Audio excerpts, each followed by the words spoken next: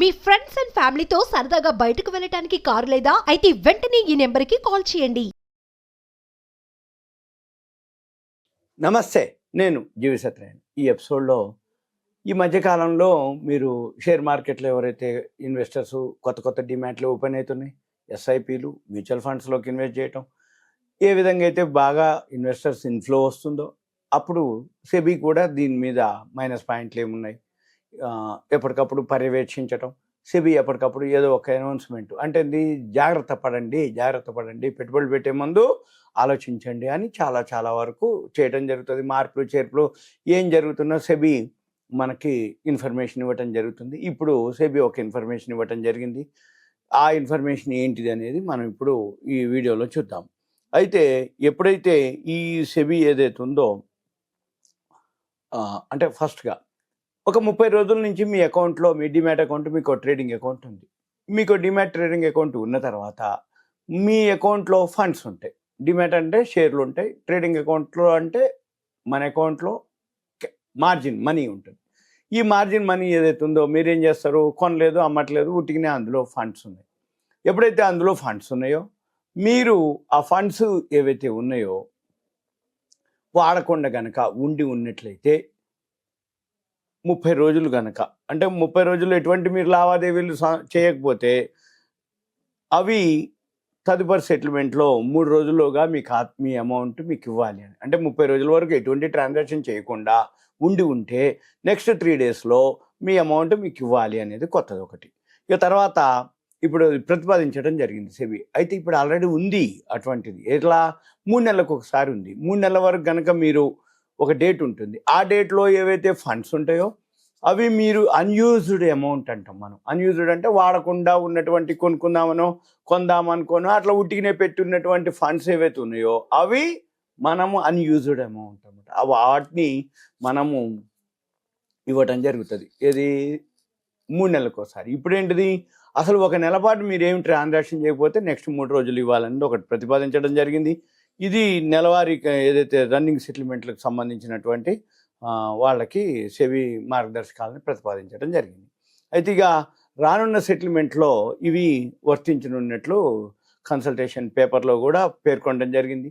ఈ క్వార్టర్లీ సెటిల్మెంట్కు బదులు ఇప్పుడు ప్రజెంట్ ఏంటంటే ఇలా జరగడం వల్ల ఏమవుతుంది అంటే ఇంకా తొందరగా మనం వాడకపోతే అవి అయితే మన అకౌంట్కి గనక, మన బ్యాంకు గనక మనకి పైసలు వస్తే ఈ బ్యాంకులో మనం తీసుకోపోని వాడుకోపో ఎలా ఉండని డిపాజిట్ చేయక్కర్లే, ఫిక్స్డ్ డిపాజిట్ చేయకపోయినా కానీ మినిమం అకౌంట్లో అంటే సేవింగ్స్ అకౌంట్లో మినిమం బ్యాలెన్స్ ఉంటుంది కాబట్టి ఎంత ఉన్నా కానీ దాని మీద ఒక 3.5-4% వడ్డీ వస్తుంది మామూలుగా.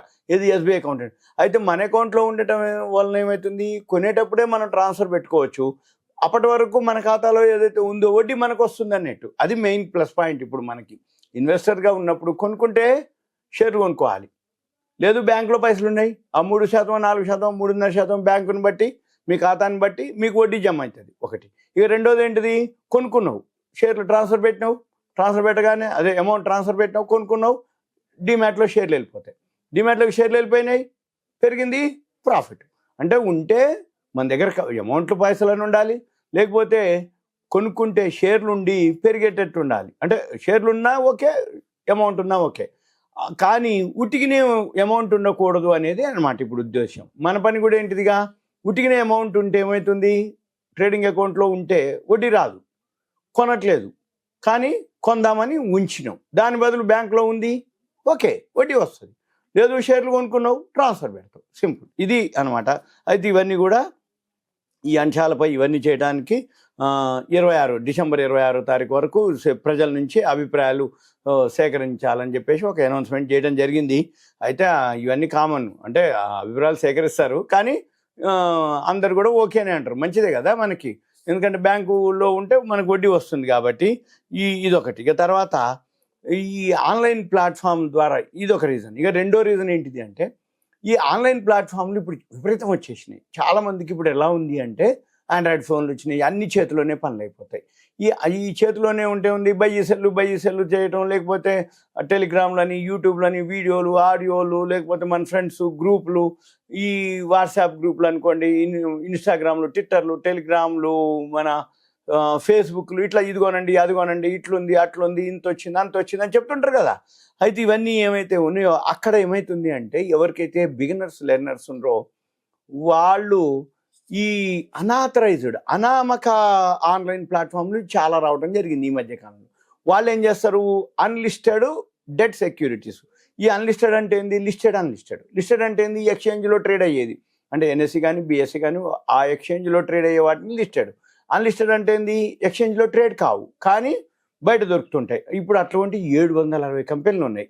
ఈ 760 కంపెనీలు ఉదాహరణకి ఓయో ఉంది, ఎన్ఎస్డిఎల్ ఉంది, ఫ్లిప్కార్ట్ ఉంది, అమెజాన్ ఉంది, ఎన్ఎస్సి ఉంది. ఇటువంటి అంటే మెయిన్ చెప్తున్నాను నేను. టాటా క్యాపిటల్ ఉంది. ఇటువంటి కాకుండా నెంబర్ ఆఫ్ అంటే మంచి చెడ్డ అన్నీ ఉన్నాయి. అయితే ఇప్పుడు సెబీ ఏం చెప్తుంది, మీరు గనక అన్లిస్టెడ్ ఏవైతే కొనుక్కోదలుచుకున్నారో అనాథరైజ్డ్ ప్లాట్ఫామ్ అంటే వాళ్ళు ఏమంటారంటే తక్కువకి అమ్ముతాము, తక్కువకి ఇస్తాము, మీకు ఇంత ఉంటుంది అంత ఉంటుంది, ఇంత చేస్తాం అంత చేస్తాం అని చెప్తారు. ఇక తర్వాత కనపడరు. అక్కడ ఏమవుతుంది, మోసపోయిన తర్వాత మళ్ళీ మనం సైబర్ క్రైమ్ కంప్లైంట్ చేయటం, సెబీకి కంప్లైంట్ చేసే బదులు ముందుగానే మనం జాగ్రత్త పడి అటువంటి వాటిల్లో ఏదైతే ఉందో అన్రిజిస్టర్డ్ ఆన్లైన్ ప్లాట్ఫామ్స్, ఈ అన్రిజిస్టర్డ్ వాటి మీద ఎటువంటి నియంత్రణ ఉండదని మన మదుపర్లే మనం జాగ్రత్తగా ఉండాలి. ఏది పెట్టుబడి పెట్టేవాళ్ళు మదుపర్లు.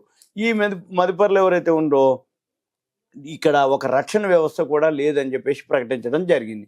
దాంతో ఏమవుతుంది, మన పని ఈ అన్లిస్టెడ్ ఏదైతే ఉందో ఆథరైజ్డ్ అనుకోండి, అంటే ఒక మెయిన్ టెర్మినల్ కానీ ఒక మెయిన్ పెద్ద బ్రోకర్ ద్వారా మీరు కనుక ట్రేడింగ్ అన్లిస్టెడ్ షేర్లు కొనుక్కుంటే కొంచెం ఎక్కువ తక్కువ ఉంటుంది. ఎందుకంటే పెద్ద అమౌంట్ మినిమం పెట్టాలి, హోల్డింగ్ ఎక్కువ చేయాలి. అది రేట్లు మన మార్కెట్తో పాటు అన్లిస్టెడ్ షేర్లు కూడా పెరగడం తగ్గడం జరుగుతూ ఉంటుంది.